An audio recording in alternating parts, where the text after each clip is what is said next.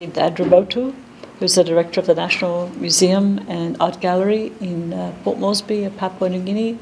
And Andrew is here as an invited guest for the opening of the exhibition in the footprint of the Crocodile Man, contemporary art from the Sepik River in Papua New Guinea. And I guess we can take a number of avenues. This exhibition is perhaps different to others that you've seen recently. And I just wondered what your impression was. Thank you. Thank you for the opportunity to come here to Vancouver and participate in the exhibition opening, and even to come over here to Victoria and to be energized with encounters I've had this morning, inspired. The Sepik River, especially the middle Sepik part of Papua New Guinea, is well known for its sort of proliferation of artistic works. They are known for many years. And much of what goes on, especially in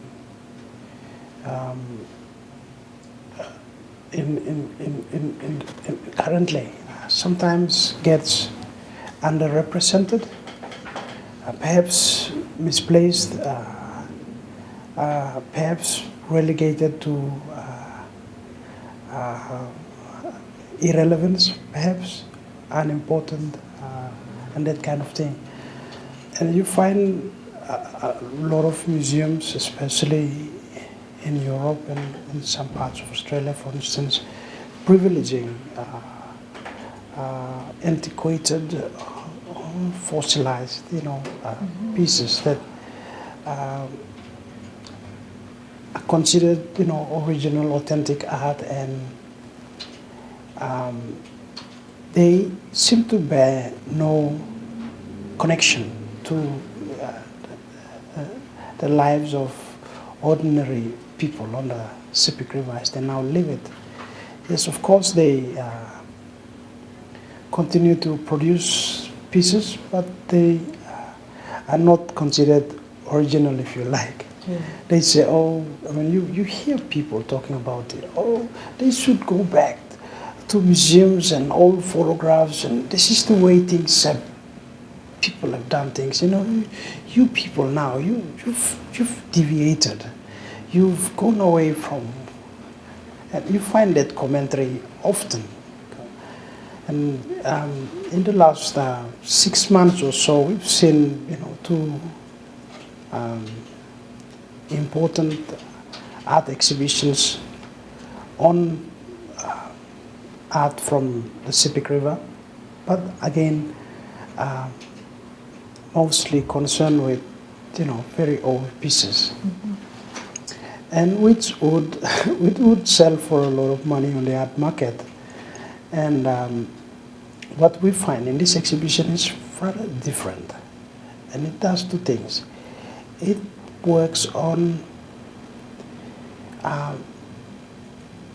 very simple people trying to make a living based on what they can make out of their hands, and ideas that are sometimes drawn from a body of mythological origins, and sometimes appropriating the conveniences of an exigencies of new kinds of experiences. So you will find someone carving an image of a cat, which is not usual to find on the Sepik River. You will find someone making carving an image of bird of paradise, or a motorized dinghy, canoe. and these are things that people, they constantly appropriate new experiences and they incorporate them into their repertoire of creative expression. And they constantly do that, and they celebrate this. And this is, they are not limited by a kind of mythological template or a blueprint that dictates to them what they express. They constantly look for fresh moments to find and express that. Yeah, so that's one thing. This focus on contemporary art allows simple people, artists, women, young men, young women, to say something. They also use art as a means of earning money. This is the kind of money that they can use to support their families, support their children to go to school and so on. And so any kind of collection that would put money into the hands of local people is well valued. It's highly valued, and I think we're putting money into appropriate places to support life, to support creativity even. That's the important thing in the first instance. And perhaps going forward, the kinds of concerns that you find people saying that goes to the relationship between art and environment. Of course, we draw materials. We use dyes, we use bark material from trees to make our strings that we make balloons or bags. We use wood. We use, dye from trees to make paint, for instance. And that raises questions about, are we still going to do these things in the future if we have the threat of a huge mine coming on in the headwaters above where we live? And so these are the questions that people are asking themselves. And what this exhibition does is it uses contemporary art forms to raise questions about very serious questions about our environmental and cultural future.